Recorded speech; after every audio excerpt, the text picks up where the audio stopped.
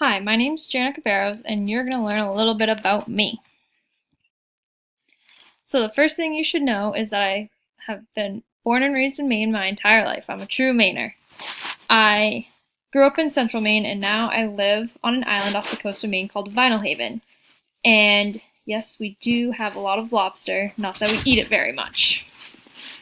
For the past 2 years, I have been a special education teacher at the school on the island, and I've really loved it. I've been teaching English to students who actually struggle in a traditional style classroom. Something I love to do in the winter is travel because winters are long out on the island. And we recently went to the Dominican Republic for one of my good friend's wedding.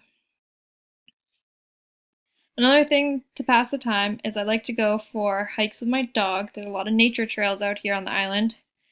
My dog's name's Odin, and he's a very good boy.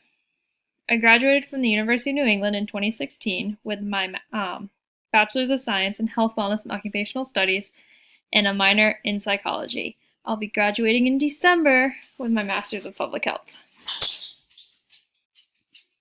So I actually have two things that I've worked a lot with in public health, and one of them has been community health, especially out here on Vinyl Haven. I've worked a lot with ticks, and because I've liked doing this so much, I'm actually going to be doing it as my big project.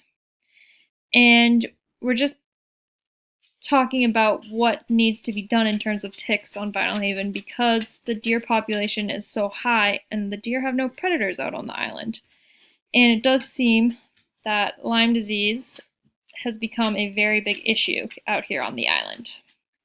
I also, back in 2017, worked on a grant from the York District Public Health Council down in southern Maine on developing a substance misuse resource guide because there's so much information in southern Maine and not a lot of access to the information. So I helped compile it and make it accessible to southern Maine through a website. Quite a few years ago, I did actually work for an obesity program and help people lose weight through a healthy and active lifestyle.